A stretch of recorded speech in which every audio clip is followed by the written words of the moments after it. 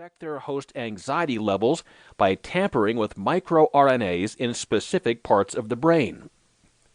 I was a little surprised by the findings in a positive way, because I think not many people so far have thought about microRNAs in this context, said Peter Holzer, a neurogastroenterologist at the Medical University of Graz in Austria, who wasn't involved in the study. It's heading into a new area in gut-brain research that hasn't been pursued. Researchers still aren't sure how these bacteria dial microRNA production up and down in the brain. Maybe the microbes send signals along the vagus nerve, a kind of information highway that runs from gut to brain. Or perhaps bacteria churn out molecular byproducts that provoke the immune system to produce chemicals that can cause the brain to produce more or less of particular microRNAs. Outlining microbes' mental manipulation scheme from start to finish is still a work in progress, Clark says. Next, the team wants to see if probiotic drugs can cultivate certain types of bacteria in the gut and therefore fine-tune microRNA levels in specific parts of the brain. If scientists can adjust microRNA abundances in a way that assuages anxiety, it could help lead to the development of new medications for psychiatric and neurological disorders.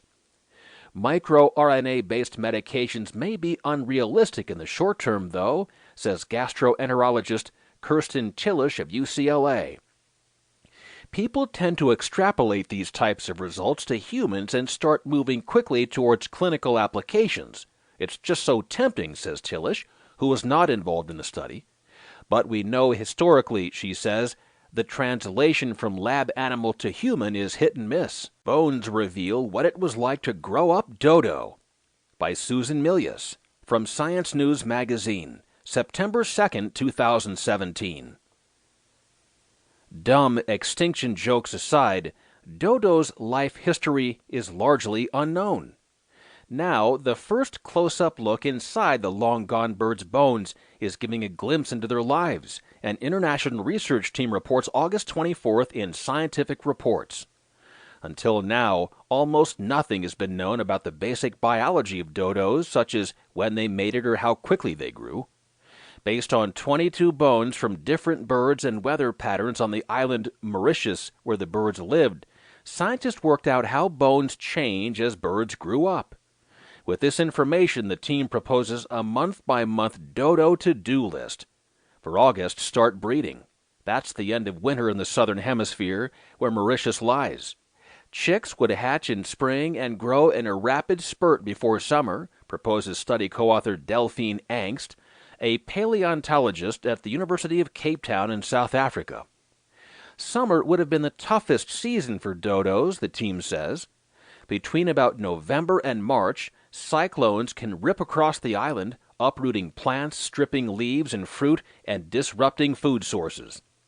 During that time, the birds probably just about stopped growing, a lag that could explain periodic lines in bones where birds had deposited little new material. On top of those lag lines, some bones also show relatively little new growth before signs of molting. This pattern suggests that as summer was winding down in March, adults that had survived cyclone season started renewing their feathers. The fine new plumage should thus be ready in time for August flirtations.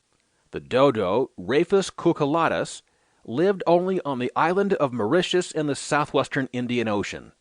The bird slid from a marvel first described to Westerners in 1598 to extinction in less than a century, Angst says.